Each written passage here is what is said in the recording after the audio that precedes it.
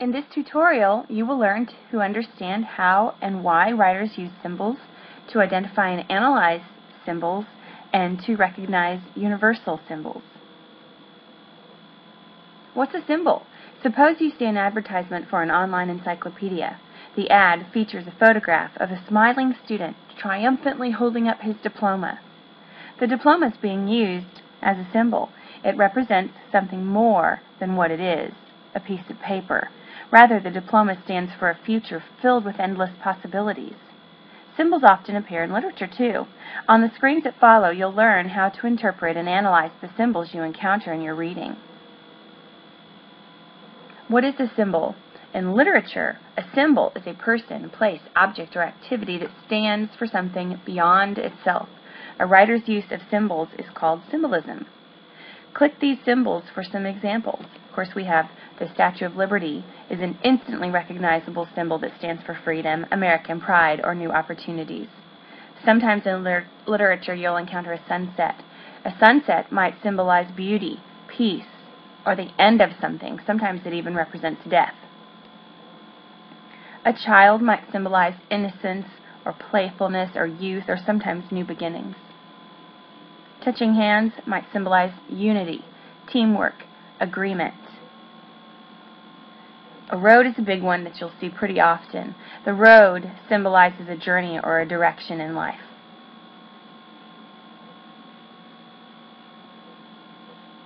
Universal symbols are communicating meanings that large numbers of people understand. They're just what they sound like, they're universal. For example, a flag is a universal symbol that stands for patriotism. A dove is a universal symbol that represents peace.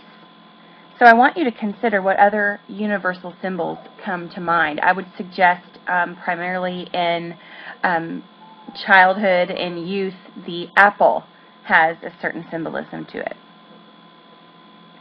Other symbols are not as instantly recognizable. Rather, they are unique to a specific work of literature.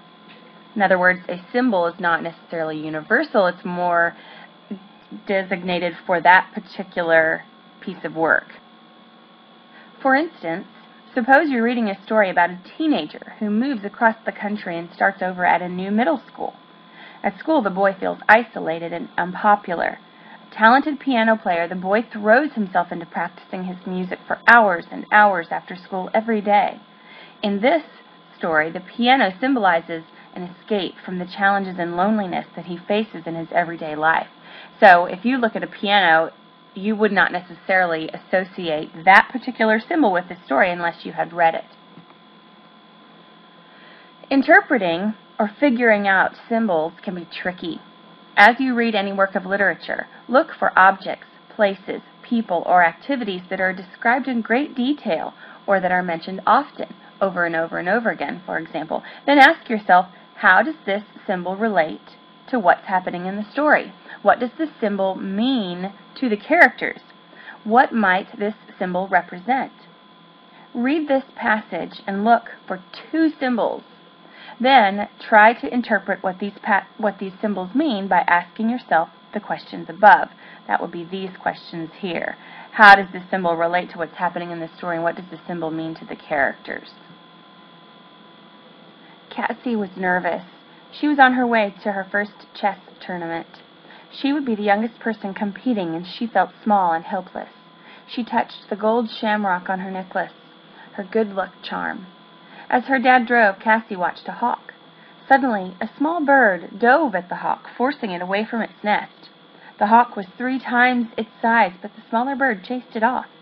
Cassie smiled triumphantly as she watched the little bird return from its attack. So, if we click on the universal symbol here, we see that the shamrock is a universal symbol. It's very easily recognized as something that represents luck. Now, if we click on the unique symbol in this little passage, we'll see that the unique symbol here is the little bird. And that's not necessarily a symbol that one would universally recognize as being something that stands for something larger than itself. Think about the symbols you just identified. A gold shamrock is an instantly recognizable symbol of good luck. The small bird, however, has a meaning that is specific to the story about Cassie. Did you realize that the bird symbolizes Cassie herself? The small bird prevails over the large hawk. Similarly, readers can expect that Cassie, the youngest competitor in the tournament, will defeat her fiercest rivals. By using symbolism, the writer hints at this outcome without directly stating it. Consider a story about a powerful, overworked executive. Deeply unhappy, the woman quits her job and moves to a sunny climate. Suppose the story focuses on the woman's first trip to the beach after making this big change in her life. The writer might describe the woman's old, worn flip-flops. As readers, we come to understand that the flip-flops symbolize an uncomplicated, simple way of life. Use what you've learned about interpreting symbols to complete this practice activity. First, read the passage. Tough times became a way of life for the Amos family after they lost their home. Wesley Amos wondered how his family could ever get back the secure feeling of having one's own house keys. About a year later, the Amos family built their own home through a program that puts families in need to work. As the builder handed over their house keys, Wesley's heart leaped. The new keys seemed to gleam in the bright sunlight. As his dad opened their front door, Wesley shouted, "Let's get this new home started." So I want you to consider here, what meaning might the keys symbolize? Notice that he thinks about keys before they move into their new house, and then there towards the end, he actually is handed the new keys. Do you think that perhaps the new house keys could symbolize new wealth?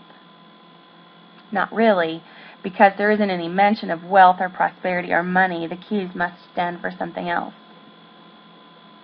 And as far as relief goes, that's not it either. Although Wesley is relieved that he's got a new home again, that's not what the keys represent. If you thought about new beginnings, that's it. The keys symbolize a fresh start for Wesley and his family who have worked to build a permanent home. Now, I want to also take a look at this last option here, ownership. Now, sure, if you have a new set of keys, that does tend to represent ownership, but they have a greater meaning than this. So the question to ask yourself as you're considering and interpreting symbols, what might the keys, in this case, represent to the Amos family beyond just ownership? So at level 1, sure, those keys might symbolize that they have ownership of something, but with symbolism, that truly is a zoomed-out skill. Symbols are used in poetry, too. The warm Afghan made of yarns of love covered me, comforted me, held me close. Its soft maternal arms embraced me until I was warm with peace. Analyze the poem. In literal terms, the Afghan is a warm blanket, but it also symbolized something else. Notice that the writer used personification, that the Afghan covered me and comforted me and held me close, that the Afghan here has soft maternal arms. So the symbolism here is, of course, that the warm Afghan symbolizes a mother's love.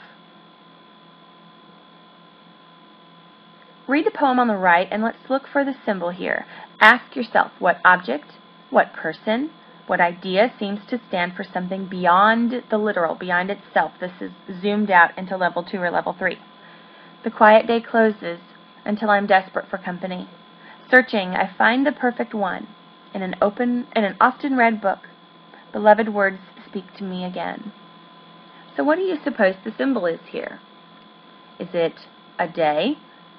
There is the mention of a day here.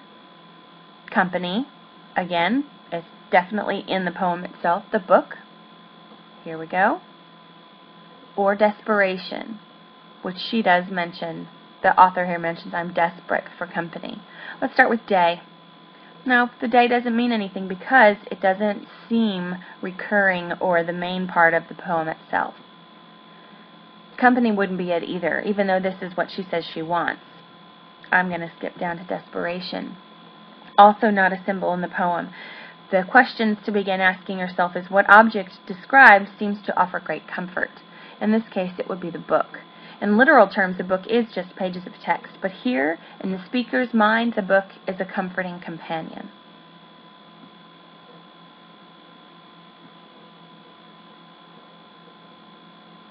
In summary, a symbol is a person, place, object, or activity that stands for something beyond itself.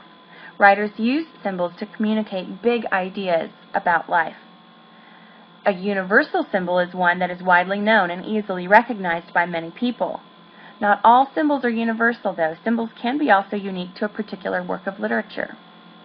To identify and interpret symbols, look for objects, places, people, activities. Sometimes symbols are animals or seasons or colors that are described in great detail. Then ask yourself, what might this symbol represent?